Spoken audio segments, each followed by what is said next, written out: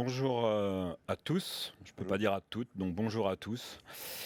Merci de nous rejoindre pour ce plateau où on va essayer d'expliquer, de rentrer dans le détail sur la XR, qui est le mot un peu tendance en ce moment. Mais ce n'est pas qu'un mot, c'est pas que mode, puisqu'il y a des projets qui se sont réalisés depuis quelques mois, depuis quelques années.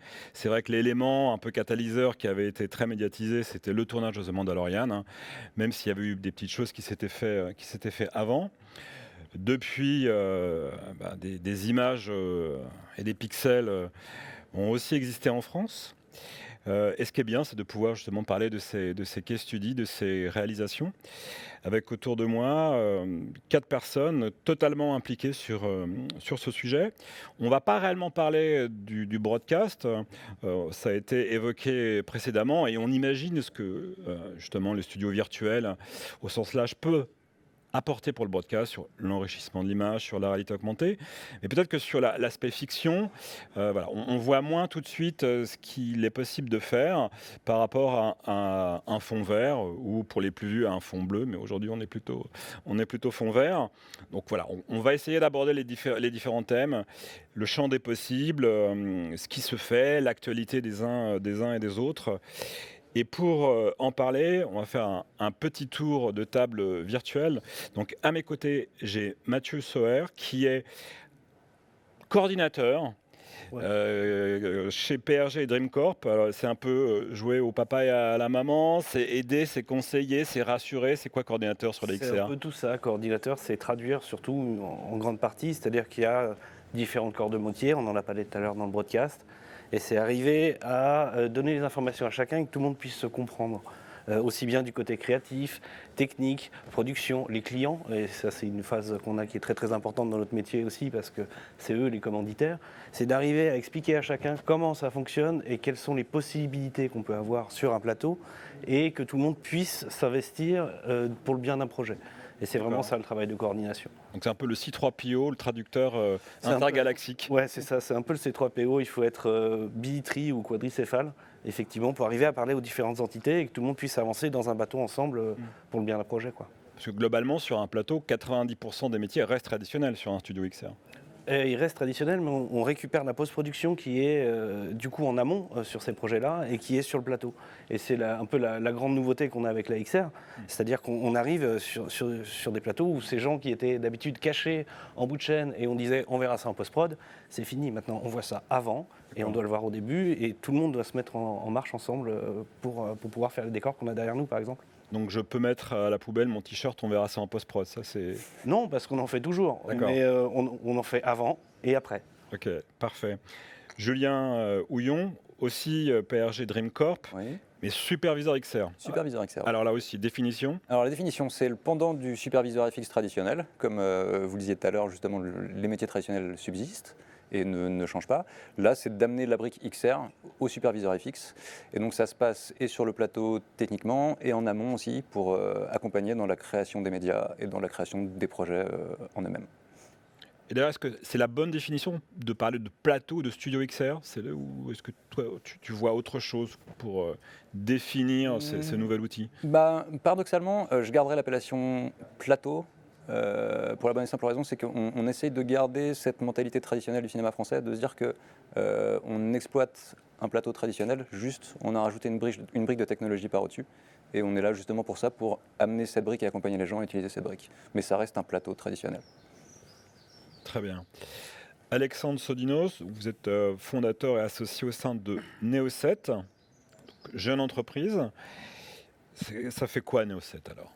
Alors Neo7, on est un opérateur de studio virtuel, c'est-à-dire que on n'a pas, beaucoup de gens me disent ah bah votre studio, on n'a pas de studio à nous en fait, on opère différents studios, donc que ce soit le studio de PRG, que ce soit d'autres studios, voire carrément des studios qu'on monte complètement pour un projet précis, et on s'occupe de l'accompagnement des productions depuis la lecture du scénario, donc vraiment plutôt en fiction et en pub, hein, vraiment la spécialité c'est ça, depuis la lecture du scénario. Jusqu'au plateau de tournage, on utilise ou bien nos propres serveurs et nos technologies pour diffuser, ou bien on peut conseiller pour utiliser d'autres types de techniques. Et l'interlocuteur, c'est qui alors? C'est le directeur de production? C'est le Très souvent, c'est le directeur c'est de ça. production. Ouais. Directeur de production directement qui va prendre rapport avec nous, mais on va être très rapidement en contact avec les postes créatifs et on va accompagner les postes créatifs très tôt. Donc, c'est bien sûr le réalisateur, le directeur de la photographie, la production. Voilà, c'est des postes avec lesquels on discute le plus, ainsi que les chefs déco. Voilà, tous ces postes avec lesquels on est en contact immédiatement et évidemment les VFX. Alors, il faut convaincre qui dans une équipe comme ça? Alors, c'est très variable selon les équipes. Ça dépend des profils en fait, des réalisateurs. Il y a des réalisateurs très geeks qui vont avoir une appétence pour la technologie. Et donc, en fait, eux, ils n'ont pas besoin d'être convaincus. C'est souvent eux qui ont poussé pour qu'on soit là, en fait. Donc voilà. Après, vous avez des réalisateurs d'un cinéma français plus traditionnel qui, au contraire, vont être plutôt en train de dire non, mais en fait, moi, si je pouvais retourner en pellicule, je retournerais en pellicule. Donc, qui vont plutôt freiner. En fait, ils vont accepter la technologie quand ils vont s'apercevoir que ça va leur offrir plus de possibilités, moins de contraintes, plus de possibilités. Typiquement pour les séquences de tournage en voiture, qu'on fait énormément, où tout d'un coup ils s'aperçoivent qu'ils rentrent 2,5 fois plus de plans en XR qu'en traditionnel, avec pas de contraintes de météo, pas de contraintes d'horaire, des cachets comédiens réduits, et parce que moins de jours de tournage, et puis moins de problèmes d'assurance sur les grosses cascades. Je pense à des films qu'on a fait pour un film qu'on a fait en particulier pour Netflix, où il y avait beaucoup de cascades comme ça. Voilà, et à l'inverse, une série pour HBO sur laquelle il y a eu énormément de plans en voiture, mais sur des choses sans cascade, c'est-à-dire beaucoup plus de dialogue traditionnel. Alors, je ne sais pas si vous pouvez confirmer ou m'infirmer ce que m'avait dit un patron d'un studio XR qui est pas là aujourd'hui, mais qui me disait que la difficulté pour les budgets, c'est qu'il faut convaincre la partie production de mettre un budget qui, a priori, était plutôt pour les effets spéciaux et plutôt pour la post-prod, quoi. Et donc, il y a une petite guerre des chefs entre le directeur de post-prod et le directeur de production. C'est vrai ça ou Alors, la mentalité évolue? non, alors en fait, souvent les directeurs de production sont souvent des alliés, parce que très souvent, ils s'aperçoivent immédiatement en fait, de l'intérêt pour le film, en tout cas dans le cas des fictions. Et notre job, c'est aussi de conseiller les dirprod pour leur dire, voilà, là c'est une très bonne idée d'aller en studio XR, là faites-le plutôt en réel, là faites-le plutôt sur fond vert. C'est pas une technologie qui est appelée à tout changer, tout révolutionner, mais c'est un nouvel outil qui permet de faire des choses mieux et plus précisément et souvent plus rusé d'un point de vue budget. Je pense à un film avec une économie plus fragile qu'on a tourné, qui était à 70% dans une voiture, qui devait se tourner en 2 semaines et demie de dialogue de voiture travelling, qui s'est tourné en 1 semaine chez nous, avec 1 heure sup, si j'ai bonne mémoire. Donc ça, c'est les dirprods sont vraiment plutôt faciles à convaincre. Vraiment, c'est souvent une demande artistique. Je pense à un autre film, cette fois-ci qu'on n'a pas eu, où vraiment ça venait d'une volonté de la réalisatrice de travailler sur un truc réel et pas de travailler sur des écrans. C'est vraiment variable selon les postes. J'étais par exemple très surpris qu'au début on pensait que les chefs déco allaient avoir peur de nous en disant mais ils vont remplacer tous nos décors. En fait pas du tout. Souvent c'est les chefs déco qui nous recommandent parce qu'ils disent mais enfin on a des découvertes sympas. Ils construisent en studio leur décor en bois et puis nous on va fabriquer des découvertes virtuelles derrière et ils disent enfin c'est pas du verre qui bave partout, enfin c'est pas une vieille toile qui marche pas. Voilà, c'est quelque chose qui marche fort. Très bien. Et Pierre-Guy Di Constanzo, donc vous êtes le fondateur de PureView. Cofondateur. Cofondateur. Donc aussi nouvel acteur sur le marché, un studio XR. Quelle est votre vision et votre valeur ajoutée par rapport à vos confrères? Je crois que tout le monde a un peu ses spécialités ici. Je dirais que chez PureView, alors moi j'ai la double casquette contenu et studio, parce que je drive aussi Blue Note, qui est une boîte qui fait du contenu. Nous, on essaye d'être agile par rapport aux demandes. On a commencé plutôt, on disait qu'on ne parlait pas de broadcast, mais plutôt sur le côté broadcast avec l'XR. Nous, on fait la différence entre l'XR et la virtual prod. Voilà, on peut appeler ça un plateau XR, mais pour nous, ça correspond à des façons de travailler différentes, à des problématiques différentes, à des enjeux différents. Si on est en pub, en cinéma, on va plutôt travailler en log et plutôt en virtual prod pour nous. XR, c'est plutôt des stacks, on va rajouter de la réalité augmentée. Et nous, on va essayer d'être agile sur ces solutions-là, en fonction des projets. Sur la taille du volume aussi, et je rejoins un peu ce qui... Alors peut-être j'ai une approche un peu différente, mais sur la direction de production, ce qu'on rencontre nous beaucoup, c'est toujours les premiers qu'on a en contact, parce que ils ont besoin de faire chiffrer. En général, ça vient d'une intention créative, et souvent on a besoin d'un peu de billes sur la création pour pouvoir définir le besoin. À la différence de plateaux qui sont déjà très grands, par exemple PRG qui a un très grand volume et qui est à demeure, qui ne bouge pas. Nous, on a une base de volume qui est un peu plus malléable et qu'on essaie d'adapter en fonction des besoins. Donc en fait, pour pouvoir définir ça, donner un chiffre sur un coup de téléphone, c'est toujours compliqué. Donc en effet, rapidement, on a besoin de rentrer en discussion et de s'interfacer. J'entendais voilà, quadricéphale, voilà, c'est vraiment le sujet. C'est que tant qu'on n'est pas interfacé avec la partie créative, en fait, c'est compliqué de donner des billes à la production dans des temps qui sont souvent contraints. On est plutôt pub sur le reste, pas trop fiction. Donc avec des délais historiquement très courts en préparation. Voilà, donc nous, je dirais, notre position, c'est plutôt d'avoir différents outils qui vont de la R, l'XR, la Virtual Prod, différents workflows. On fait du fond d'écran classique dans beaucoup de cas aussi, du média pur. Il y en a de plus en plus, en fait, des demandes sans forcément faire du contenu traqué.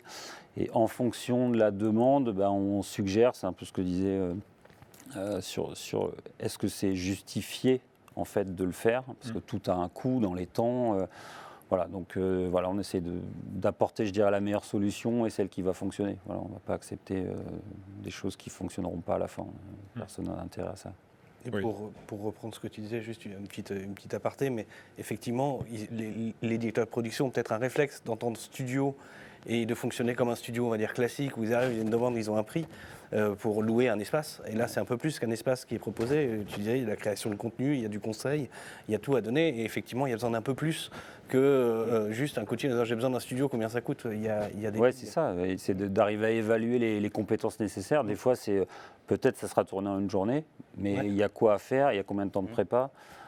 C'est quoi le setup? Il y a un pré-light, mais il y a combien de contenus différents? Il faut ingester les contenus. Enfin, voilà, il y a toutes ces étapes-là.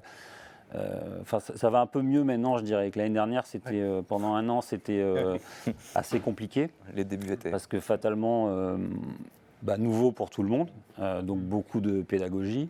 Maintenant, c'est un peu plus, en effet, il y a des gros inputs qui viennent de la réal, qui disent voilà, je veux faire ça, qui ont vu des choses, qui ont des envies. Donc, il faut quand même rationaliser les choses pour que ça soit possible ou réaliste dans des temps de tournage qui n'explosent pas. Mais est-ce que les clients, justement, n'ont pas une tendance, je dirais, à un peu outsourcer je dirais, leur cahier des charges vers vous, puisque, on dit que la post-prod doit se faire en amont, ce qui n'était pas forcément un usage régulier avant, qui avait toujours un côté un peu sur le fil que pouvaient avoir les prods. Et, enfin, je sais pas, sur des tournages, des fois on pouvait s'apercevoir que le fond vert n'était pas forcément pensé, n'était pas forcément prévu. Il fallait faire du détourage pour des effets spéciaux. Est-ce que aujourd'hui, il repose beaucoup sur vous? Est-ce que ces compétences, vous sentez qu'elles reposent beaucoup sur on prend les mécaniques des studios 3D, en fait, qui étaient les studios 3D. Les studios 3D, on arrivait, on faisait un board, on définissait, on avait une histoire, on faisait un board, et après on commençait à avoir des animatiques et à faire de la 3D, et puis après on avait toutes ces étapes-là. Finalement, on est presque obligé de le faire, ça, sur la XR, et de définir, alors peut-être pas un board, mais on définit des espaces, des décors, et tout ça, il faut pouvoir l'anticiper, en discuter, et après travailler avec les différents créatifs, comme le disait bien Alexandre, des réalisateurs, des chefs opérateurs, des chefs déco. Et ces gens-là, ils doivent venir en amont, et c'est quelque chose qui est en train, on est dans un grand bac à sable, c'est en train de se mettre en place, comme disait Pierre-Guy, mais c'est en constante évolution. Et derrière, au fur et à mesure, les gens commencent à avoir des réflexes, commencent à nous poser des bonnes questions. On essaie de faire beaucoup de pédagogie aussi. C'était le travail d'une année pour beaucoup de monde là, avec le Covid. Et les gens commencent à comprendre comment ça fonctionne et on commence à avoir les questions et à avoir un vrai échange. C'est ça. Pardon. Non, vas-y. Ouais, j'allais dire, c'est presque sur un deuxième ou troisième appel qu'on arrive à faire la chose avec une prod, par exemple. Parce qu'en fait, ils se sont plantés 2 fois sur les timings ou sur l'estimation budget. Par exemple, on sait que on se fait une idée, mais quand on met les coûts à plat, en termes de temps, d'hommes, c'est finalement plus coûteux que ce qu'on pensait. Donc voilà, maintenant on commence à avoir des appels qui sont celle-là, je pense que c'est bon, qu'est-ce que tu en penses? On n'est pas sur une demande qui est on veut une ville photoréaliste, temps réel, vue pour du demain. ciel pour dans 3 semaines, voire Ça se même trouve 2 quelque mois. part sur, quelque part sur un. Ouais, vous n'avez pas une banque d'images. Voilà, tout ce genre de débat que je pense que tout le monde a eu pendant un an. Là, c'est un petit peu plus mûr. Il y a quand même pas mal d'équipes sur Paris. Je trouve qu'on est, en France en tout cas, On est plutôt bien loti, le niveau est plutôt élevé, c'est dynamique. On estime à combien de plateaux XR sur la France?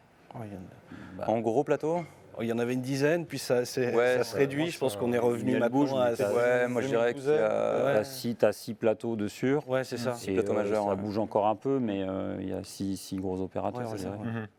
6, Ok. 7 même.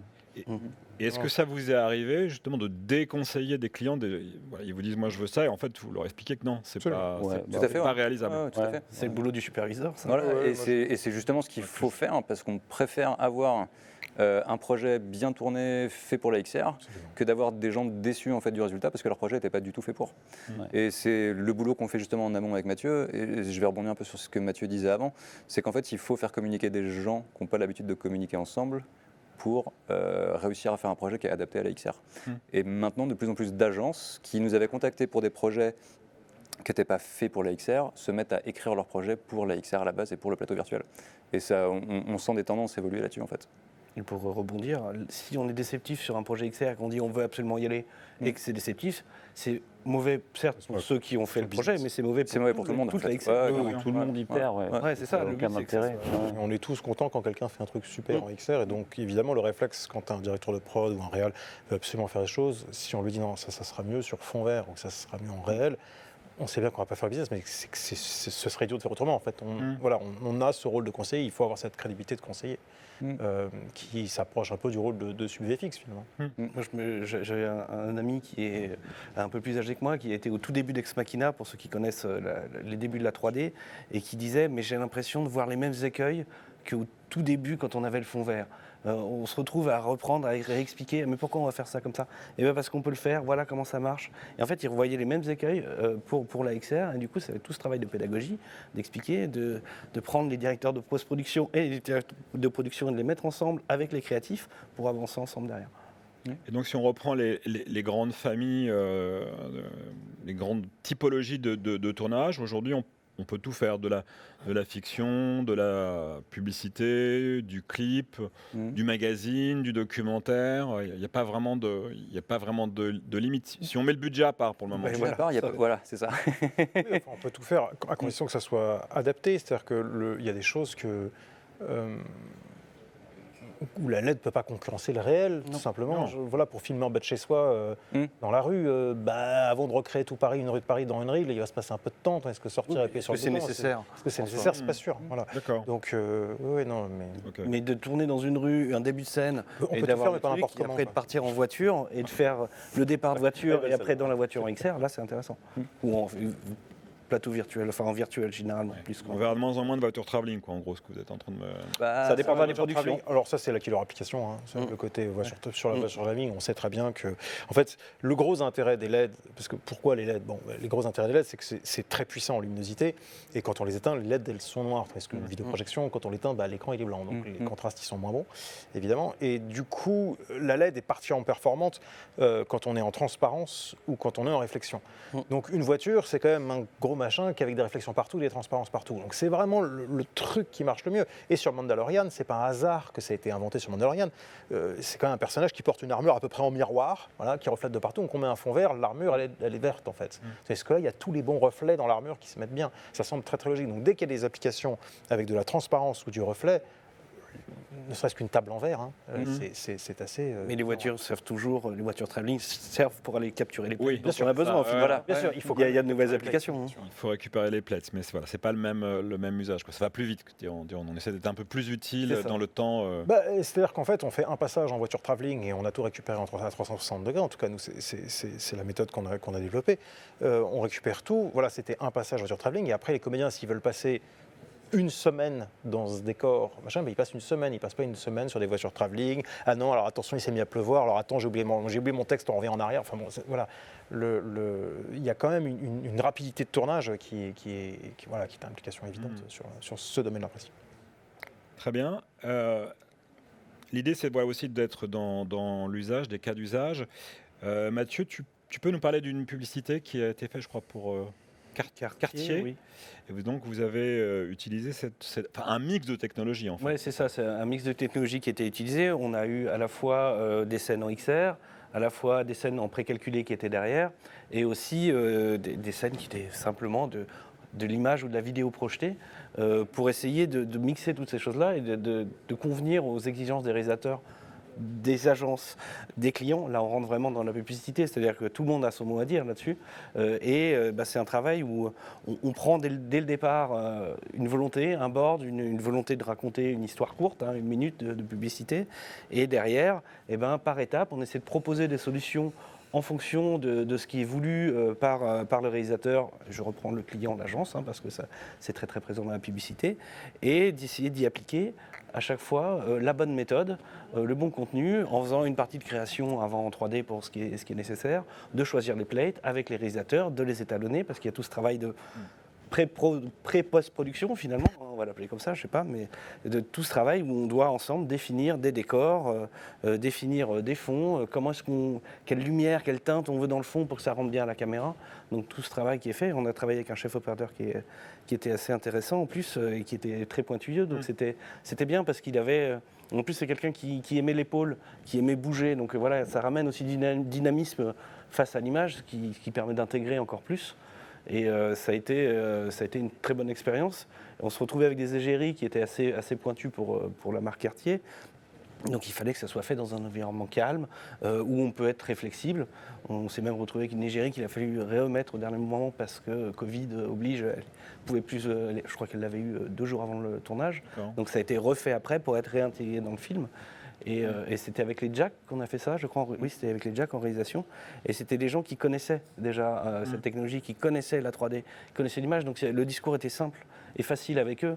Et c'était vraiment de l'interaction pour le bien du projet, quoi. Ça, c'est Je propose qu'on regarde le film et après on verra le making-of.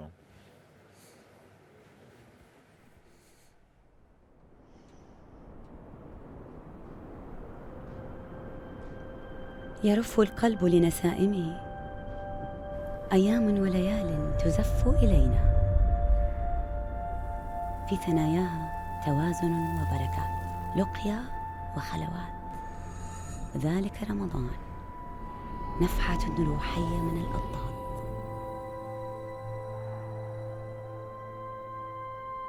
يفتح قدومه أبوابا مغلقة ويمد غروب شمسه موائد متجددة ويعود فيها كل غائب مشتاق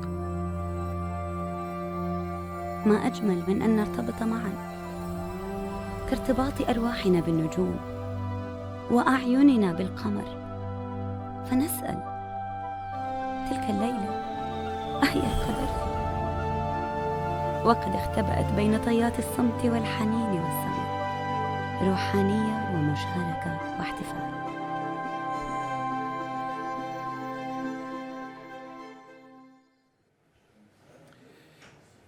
Julien, tout à l'heure, Mathieu disait qu'une égérie avait été repose-produit ultérieurement dans le film.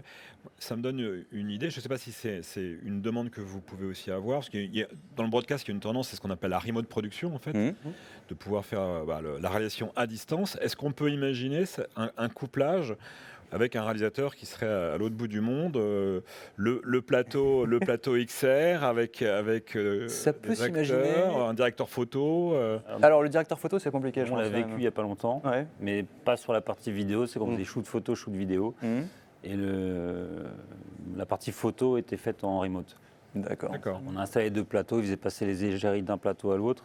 Et la partie photo était en remote, mais on ne l'avait pas sur la partie XR, heureusement, parce que ça aurait été un peu... Non, en vrai, je pense que les réalisateurs ne veulent pas non plus, parce qu'il y a un côté presque jeu de voir ce mur LED géant, et on a envie d'être près de l'outil. Je pense que pour l'instant, le remote, ça ne va pas trop s'envisager encore sur les plateaux LED. Mais techniquement, je pense que oui, c'est faisable. Oui, même si je ne suis pas sûr d'avoir envie de faire ça. Particulière par rapport à un tournage classique, en fait. La difficulté, c'est de faire du remote, mais que ce soit sur un plateau standard ou un plateau XR. Je pense que ça dépend c'est quoi la vocation de l'utilité du plateau. Là, l'exemple que j'avais, moi, c'est pas sorti, mais bon, voilà, c'est pour une pub sur les lunettes. Voilà. Et globalement, on avait un réal qui est beaucoup à l'instinct. Voilà, qui aime bien fabriquer sur le moment. Donc c'était assez parfait pour lui. On lui a mis différentes stacks pour être un peu réactif en fonction. On a utilisé le temps réel traqué, le temps réel pour aller juste caler des axes, faire des exports qui puissent réutiliser derrière. Enfin, on a mélangé les solutions techniques. Bon, bah ça en remote, Ça, c'est il y a compliqué. des réals, ça ne marchera jamais. Peut-être sur de la fiction, où on est sur des Non, choses qui sur la sont fiction, ils veulent être avec leur comédie. Oui, non, clairement. Oui, il faut Ouais. pas oublier dans que c'est tous de les l'organiser, cas, la direction, sur des ouais. cadres plus posés, des choses qui sont plus écrites. Mm. Oui, je pense que ça dépend des contextes. Et Julien, est-ce que Studio XR et post-prod, c'est compatible? Ah, complètement, ouais. Complètement. Alors pareil, ça se discute avant, hein, pas une fois que le tournage est fait, mais il faut que les post-producteurs soient investis dans le projet aussi de base, pour déjà parce qu'ils vont avoir à intervenir sur les médias qu'on va diffuser. Quand on parle de médias vidéo, de médias images, il faut que le post-producteur ait travaillé dans les bons formats. Mhm. Et puis il faut aussi qu'il sache ce qu'il va récupérer derrière comme format et ce qu'il pourra en faire, notamment l'exploitation des données de tracking, que ce soit les profils couleurs qu'on a utilisés sur le tournage quand on a remis de la réalité augmentée ou des choses comme ça. Il faut que la post-production soit pas loin, oui, tout à fait. Très bien. Mm. On va voir le deuxième clip, donc, qui est le making-of de cette réalisation.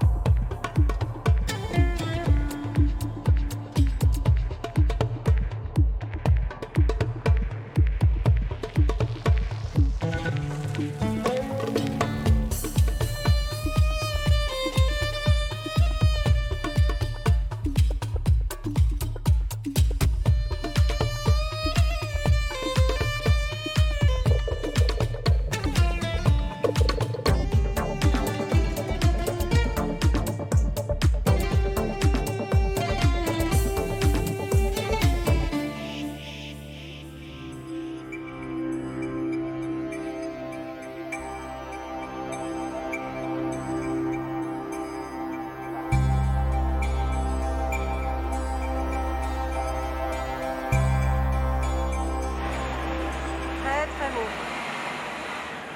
Ok, 4. Mathieu, est-ce qu'on gagne du temps sur un tournage comme ça par rapport à un tournage qui aurait été plus soit traditionnel, soit fond vert classique? Bah, on gagne du temps parce que on est hébergé chez TSF pour nos studios. On avait 2 espaces qui étaient différents. C'est-à-dire qu'on a tout l'espace, on va dire mur de LED, studio plutôt virtuel production, et on a le côté, le fond noir où on voit qu'il y a de la maquette. Donc on a créé 2 sets en fait sur ce studio-là, ce qui a permis d'être très flexible, d'avoir une possibilité de tourner la caméra d'un angle à l'autre. Et c'est Daniel Bouquet qui était le chef opérateur, qui est quelqu'un qui aime la maquette, qui aime aller jouer et qui a pu créer comme ça 2 ambiances. Et on arrivait à tourner d'un plateau à l'autre assez rapidement. Donc je pense qu'il a dû gagner une journée de tournage et pas aller tourner dans un autre plateau pour aller faire toutes les maquettes. Et ça a été un vrai bonheur, en vrai, parce que c'était une expérience intéressante parce qu'il jouait la maquette avec de l'intégration. On va rechercher de la XR, on va la rechercher dans la dune, on revient réintégrer, on a discuté avec la post-prod avant. Et il y a des gens en VFX qui commencent à vraiment trouver les adaptations pour pouvoir se faciliter la vie aussi eux derrière, quoi. Et on voit assez bien avec les voiles, là. Oui. Les voiles qui sont devant, on vient jouer avec les décors pour mettre les mouchards à pied derrière, voilà, pour essayer d'habiller en fait cet espace. Et il y a un autre réalisateur, mais c'est pas ce sujet-là, mais qui avait joué vraiment sur tout l'espace. C'était un projet pour, j'ai perdu le nom, ça me reviendra tout à l'heure, mais on avait fait un espace bleu avec des vagues et il avait vraiment joué le dispositif en entier. C'est-à-dire qu'on voyait le studio en entier, donc c'est vraiment l'œuvre à jouer et essayer de s'adapter à ce qu'on a en face de nous. J'ai pas fait attention sur le making-of, parce qu'on est un peu en contre-joie. Est-ce qu'il y avait du vrai sable ou pas sur le tournage? Ah oui, il y avait du vrai D'accord. sable, oui, bien sûr. Ouais. Il y a pour raccorder à la maquette, on a mis du vrai sable sur le plateau. Ouais. Très bien. Pierre Guy, alors là on va faire un peu une parenthèse, on va revenir sur un sujet qui est un peu plus broadcast. Vous avez fait une réalisation pour M6 Oui. qui était possible uniquement grâce justement à cette technologie, où ça aurait été un peu compliqué de la faire différemment.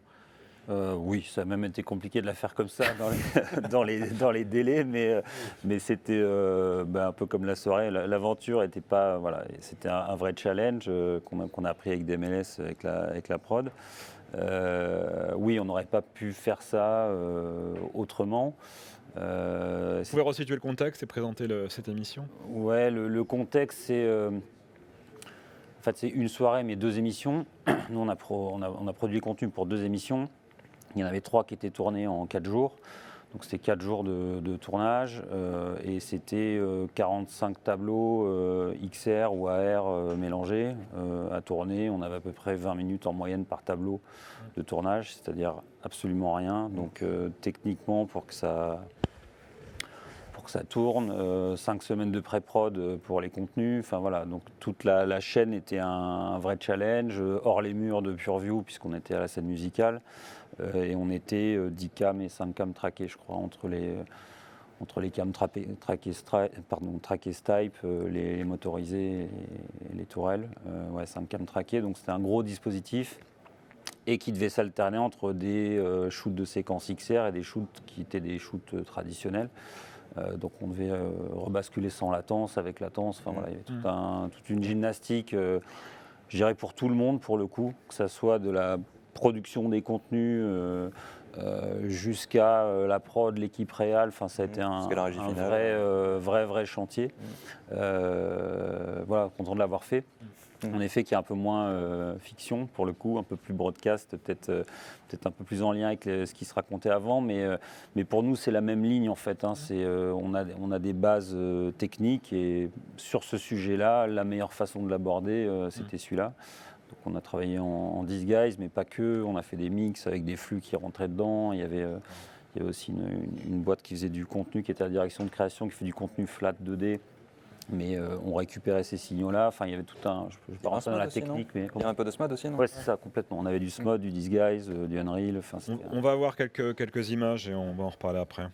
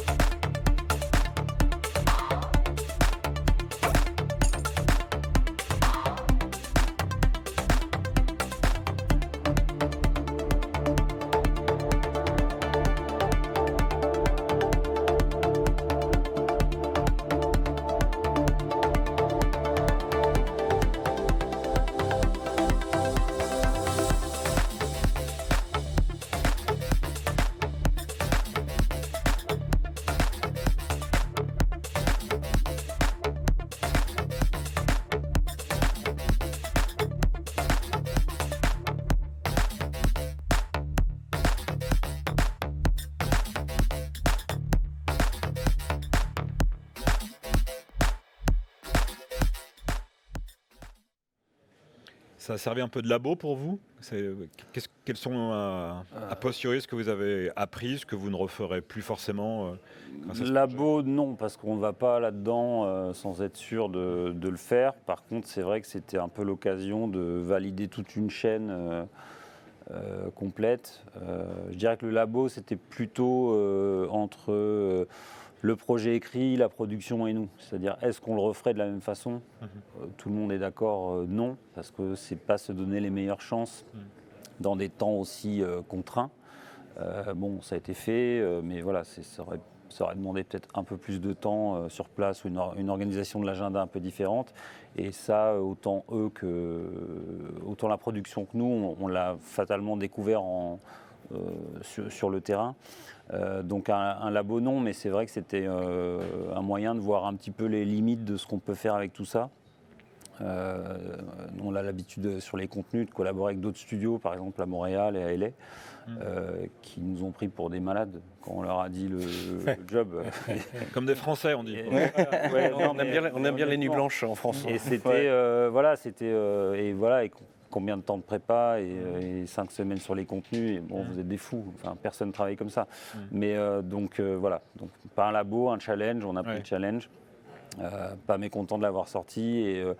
Et ça permet, sur un contexte multicaméra, c'est encore différent de bien connaître les limites, surtout quand on est hors les murs. On part de zéro, du système de tracking.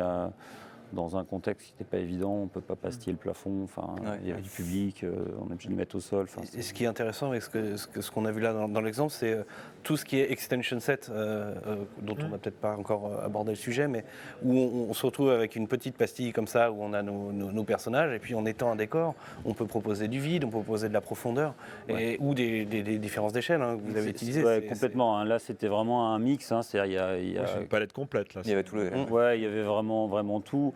On allait de tableaux très simples avec des éléments d'AR rajoutés qui venaient juste en complément de décor pour des amorces, jusqu'au set extension. Évidemment, on n'avait pas sur 43 ou 45 tableaux, il n'y avait pas 40 ça tableaux. permet d'ouvrir on avait une ou 5 deux fois. ou 6 tableaux phares. Qui étaient des scènes très construites, complètes, en profondeur. Mais ça permettait à l'émission de basculer, de revenir en plateau. On était dans de la variété, puis d'un coup, dans un moment sur Julien Doré, en fonction des artistes un peu phares, des moments un peu plus forts, un peu plus travaillés aussi en contenu, fatalement. Donc, c'était un peu un panel. Ouais. Est-ce que globalement, vous pensez, là c'est un peu une question collégiale, mais que les outils sont matures parce que on a entendu parler de Disguise, de Unreal Engine, après de mélangeurs Blackmagic ou autres. Est-ce que tout le monde a à peu près les mêmes outils? Est-ce que ces outils vous correspondent bien? Est-ce qu'il y a encore du travail, il y a du développement à faire dessus? Il y a des surcouches logicielles à ajouter? Comment vous On est dans un bac à sable et on commence à construire des châteaux. Le château, il continue à grandir. Voilà. Mais la mer n'est pas loin, qui peut... La mer n'est pas loin, mais il y a des profils qui commencent à se définir pour les différents pipelines, mais effectivement, on est encore en pleine évolution et je pense qu'on sera encore dans les 10 prochaines années. Ouais, il y a des choses qui se stabilisent. Si je devais, ne serait-ce que par rapport à il y a un an, globalement, tout va beaucoup mieux. Il y a une base très solide maintenant. Il y a des bases beaucoup plus solides. On est beaucoup plus serein en tournage que ce qu'on pouvait être il y a un an sur certaines stacks techno, même sur toutes en fait. Unreal 5 est viable en prod maintenant. Oui, sauf que on en vient à ça, c'est que tout évolue aussi très vite. Donc toutes les bases qu'on a aujourd'hui, elles sont vouées à évoluer. Donc de toute façon, c'est un sujet où il faut être en permanence en train de comprendre ce qui va se passer, pas faire des développements dans le vent. Parce que les autres le font. Epic est en train de le faire de son côté. Donc Voilà. c'est choisir ses batailles, parce que c'est du temps, c'est des coûts, c'est énormément de compétences spécifiques. Au-delà du graphique, c'est vraiment la partie dev qui est centrale aussi pour créer ses propres outils, les faire évoluer. Mais tout ça évolue. Il y a des acteurs derrière la force qui sont très très forts, Epic, qui sont quand même assez hallucinants. Ils ont une certaine force de frappe. Ouais. Ils ont une certaine force de frappe. Quand on voit la cellule qu'ils ont dédiée à la Virtual Prod en Europe, elle a fait x4 en termes de nombre en un an. Ils mettent les moyens là-dedans. Au-delà de leur moteur qui est déjà dément, il y a un potentiel et ça ne va pas du tout s'arrêter. Donc la posture, c'est je pense, d'avoir un workflow stable pour pouvoir produire, quitte à avoir des limitations par rapport à ce qui se fait au jour J, et faire des évolutions assez régulières avec ce que ça apporte. Nous, on a eu une expérience sur ça qui est un petit peu, alors je suis tout à fait d'accord avec tout ce qui s'est dit sur Unreal, etc. Mais nous, sur notre niche, qui est vraiment la fiction, on a eu une expérience un petit peu contre-courant. On a commencé avec Unreal. Alors, on a commencé avec Unreal à la préhistoire, c'est-à-dire il y a genre 1 an et demi, 2 ans, quand ça s'est lancé, quand il y a eu Mandalorian. Et ces versions-là d'Unreal 4.24, 4.25, c'était juste cauchemardesque. Et maintenant, ça s'est quand même pas mal stabilisé. 26, surtout 27, c'est vraiment stabilisé. Vraiment, genre, ça marche, les outils fonctionnent. Il n'y a pas besoin. On avait codé, effectivement, il a fait la bêtise, entre guillemets, de coder les surcouches logicielles. Et en fait, non, parce qu'il va faire beaucoup mieux 2 mois après. Donc voilà, on a fait ça. Mais en fait, l'expérience qu'on a eue en fait, on a eu beaucoup de chance, parce qu'on a fait ce film pour Netflix qui s'appelle Loin du périph', réalisé par Louis Leterrier, et sur lequel la barre d'exigence de Netflix était vraiment très, très, très élevée. Et on a commencé à travailler avec Unreal pour faire certaines scènes. Et en fait, on s'est aperçu que pour la demande spécifique de Netflix, Unreal n'était pas l'outil le plus adapté sur ces demandes-là spécifiques. Et donc, on a choisi de basculer totalement le pipeline sur un autre outil qui s'appelle Touch Designer, qui est une sorte de langage de programmation qui sert à traiter la vidéo, qui est notre outil principal maintenant. Donc, on utilise toujours Unreal, on suit toujours très précisément ce que fait Epic Games, etc. Mais notre outil principal maintenant, c'est plutôt des outils qu'on a codés nous-mêmes sur Touch, en fait. Donc, on toujours avec une base de Touch Designer, mais avec des outils qu'on trouve être vraiment très adaptés à la fiction et qui sont un peu notre cœur de business aujourd'hui. Maintenant, en vrai, Unreal, pour nous, Neo 7, le Unreal représente un peu la tête de gondole parce que les gens viennent nous voir parce qu'à Mandalorian Unreal, on leur montre ce qu'on peut faire avec Unreal. Voilà. Et en fait, on s'aperçoit que 90% des demandes se transforment en des demandes pour faire ce que Netflix appelle de la production virtuelle 2D, non pas la production virtuelle 3D. C'est-à-dire vraiment pour faire du touch, en fait. Donc nous, on a eu cette évolution qui était une surprise. Vraiment, on était parti sur Unreal totalement. Et donc, on a eu cette évolution importante. On reste attentif à tout ce que fait Unreal et en même temps, on fait des outils sur touch. Voilà. Sachant qu'il y Ça change beaucoup. a la 2D et demi après, où on fait du précal qui est ramené. Ça ne m'étonne pas que vous alliez vers une solution 2D. En fiction, pour ça, quand je parlais de de notre côté, en pub ou des choses comme ça, on a 4 voire 5 workflows et en fonction, c'est un, voire les deux, et on bascule de l'un à l'autre. C'est pour ça que le film quartier est un beau cas d'école, parce qu'en fait, chaque plan a été réfléchi quant à la bonne méthode à utiliser. Et en fait, on utilise absolument toutes les méthodes, à savoir de la maquette, de la 2D, Moi, j'ai découvert le film, de la plate trackée, de la 3D, il y a de tout. Sublime. Il y a de tout. Sublime. Et c'est ça qu'il faut voir, c'est qu'en fait, le mural LED, c'est un outil. Après, on n'est pas obligé d'utiliser tous les outils dans le même plan, en fait. Chaque plan a besoin de ses outils. On va regarder la petite bande démo de Neo 7. Soyez attentifs. Alors, c'est quelques images, parce verrez. que malheureusement, la plupart des films sur lesquels on travaille ne sont pas sortis. Donc, on va voir il y a quelques choses, mais c'est les choses qu'on a le droit de montrer aujourd'hui. C'est subliminal, ne clignez pas des yeux.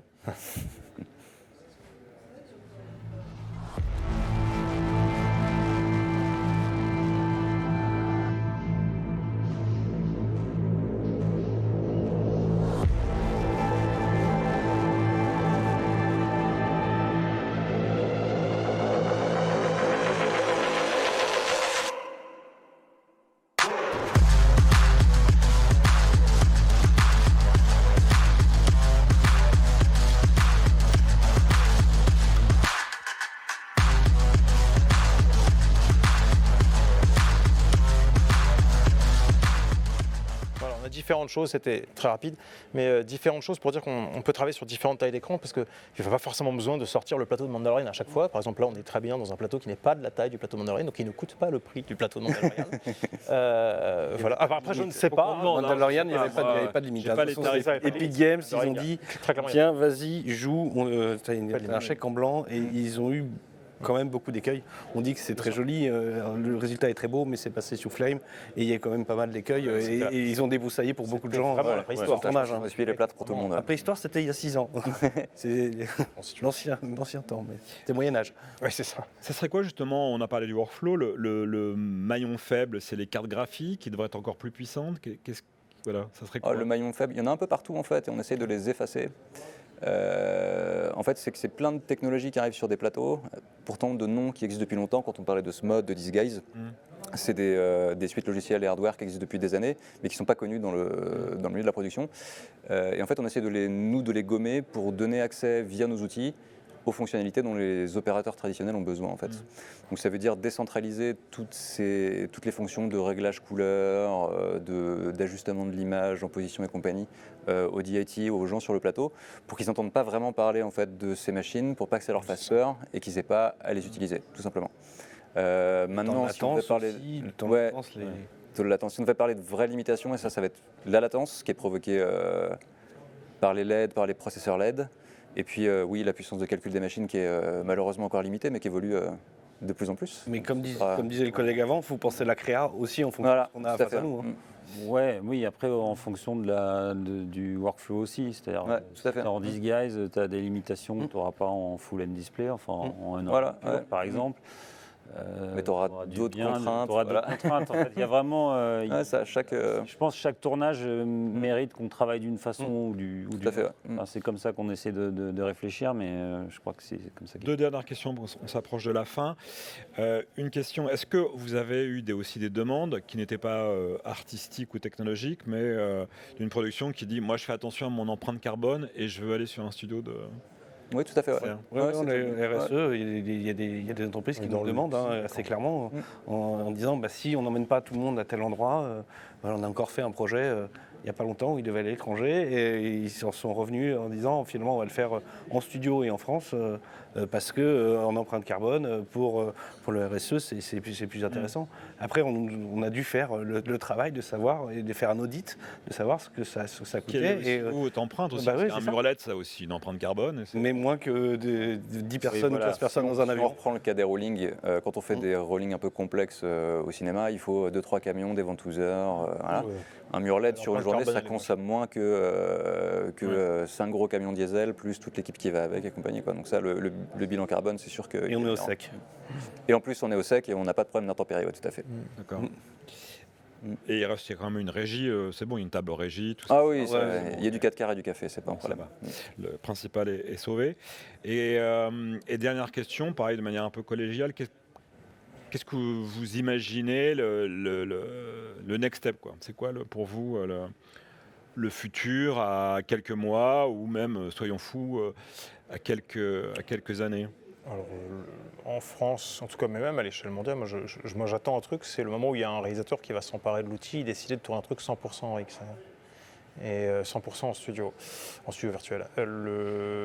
Ça va finir par arriver, ou 100% en Unreal. Alors j'ai vu qu'il y a du long métrage qui commence à s'envisager un peu, mais les outils sont fabuleux, les outils d'Unreal, c'est juste fabuleux. On peut un peu comme le début de la télé qui était en direct, tant qu'on ne pouvait pas enregistrer, on faisait entre la pièce de théâtre et le direct, mais puis il faut les que ça 5 soit dernières minutes. De la XR bien pensé, avec du vrai décor, parce qu'il ne faut jamais oublier que là on parle en publicité et film, c'est des créatifs, ils ont des envies concrètes et de les projeter uniquement dans un univers 3D, ils peuvent se sentir des fois un peu bloqués, donc les mettre avec du réel. Studio virtuel, c'est y compris avec du décor réel. Avec du décor réel et de réfléchir à un concept, on pourrait faire le cube 6.0, cette version-là. C'est la vieille règle des VFX, tout ce que touche les comédiens doit être réel, à commencer par Méliès. Voilà, le sol, les chaises, il faut que ça soit réel, tout ça, parce qu'on n'y croit pas trop en fait. Oui, de toute façon le sol, c'est bien quand il est réel, enfin ça dépend ce qu'on fait. Oui. Alors le sol pour faire certaines pubs, certains événements, les effets de vide là que tu avais, c'est la différence entre virtuel et XR, quand tu es en XR et dans des environnements qui sont un peu plus détachés du réel. Arriver à rendre réel quelqu'un qui est assis sur de la vidéo, c'est plus compliqué. Si on met non, mais à ce moment, il faut l'assumer. Si tu l'assumes pas, la vidéo, c'est pour ça, il faut assumer le truc un peu. Soit assumé. Non, l'évolution, je pense que ça bouge beaucoup. Je pense que déjà, si on arrive à calculer de mieux en mieux, de plus en plus rapidement et réduire la chaîne de latence, il commence à y avoir un panel d'utilisation qui est très large, très large. Qui est très large. Est-ce que les coûts peuvent baisser, même si les prods vous le demandent, j'imagine? Est-ce que la technologie va permettre à terme de baisser des coûts ou pas? À moyen terme, je pense. À moyen terme, oui. Là, on est encore dans une phase où tout le monde a investi sur des démarrages, a fait de la R&D, des choses. On est sur des la bases, formation aussi. Voilà, la formation. Enfin, il y a un tout qui fait qu'on est sur un démarrage. Je ne suis pas sûr que tout ça soit réglé dans les mois qui arrivent, parce que comment dire, la stack entière, c'est beaucoup de ressources, beaucoup de matériel et de ressources. Et il faut rendre le modèle économique pérenne aussi. De licences, de compétences. De machines à renouveler, en fonction des projets, on peut largement diminuer la voilure pour faire des choses plus petites, etc. Bien sûr. Il y a des projets qui ont besoin de trucs énormes, donc ils ont besoin de trucs énormes. Oui, bien sûr. Là, je parlais un peu en opérateur studio, moi. C'est-à-dire, fatalement, quand on est studio, on a des coûts à domicile, on a des besoins, il faut faire évoluer le matériel, les compétences. Et ça a un coût. Je pense que ça va progresser parce que c'est un peu ce qu'on disait tout à l'heure. tout est beaucoup plus stable qu'il y a un an. Ah ouais, parce qu'il y a Et un an, ça, il y avait des prix qui étaient annoncés, qui ça- étaient totalement ça absurdes. change tout. Et ça, c'est devenu, en fait, ça s'est normalisé. Ça s'est normalisé. Enfin, c'est juste ça a rencontré le marché, puis ça a fait, bah ouais, non. Ouais, mais bah, au-delà ça, des c'est jouable, coûts, hein, moi, je pensais déjà Maturité. du fait Maturité, que ouais. la technicité soit plus fiable, beaucoup plus facile à prendre en main, c'est plus facile de la vendre, on est plus confiant. Et puis il y a des gens qui ont eu des bonnes expériences et qui sont nos Exactement. meilleurs ambassadeurs et Je qui pense que, expliquent mais Ce qui a fait venez en fait. avancer, c'est le fait qu'il y ait plusieurs studios compétents en fait, sur Paris et Ouais, en c'est France, qui pour moi a bien fait avancer le débat rapidement l'année Complètement, dernière. parce que chacun fait avancer le sujet. Donc oui, à moyen terme, ça- Très bien. Pour revenir sur juste une dernière chose, pour moi, la prochaine étape de la XR, c'est d'avoir je pense, à court terme, des setups mobiles pour remplacer les découvertes traditionnelles dans les plateaux de cinéma en fait. Ok. Je pense que ce sera une des prochaines évolutions Bah, à venir. c'est quelque chose qu'on fait beaucoup, nous. Voilà, c'est parce que Typiquement, là, on en ça va amener quelque chose en plus et ça va remplacer du coup les fonds verts qui emmerdent tout le monde, qui sont Ouais. des fonds verts chiants à gérer pour la plupart des post-prod et qui apportent pas grand-chose à part de la post-production. Remplacer ça par un écran et un média, je pense C'est que ce ça qu'on fera a fait partie des sur prochaines Balthazar évolutions. saison 4, là, qui est visible en ce moment. Tiens, ça, c'est des images que j'aurais pu montrer, Balthazar saison 4. Ce sera pour la part 2. Voilà. Bah, il y a plein de choses encore à aborder, mais on va s'arrêter là. Merci à vous tous pour cet éclairage Merci Stéphane. qui, je pense, était très instructif, pédagogique. Sans langue de bois, c'était parfait. Merci à Multicam de nous avoir accueillis dans le Multicam Space et vous pourrez retrouver ces vidéos sur MediaQuest. Merci infiniment. Merci beaucoup. Merci. Merci.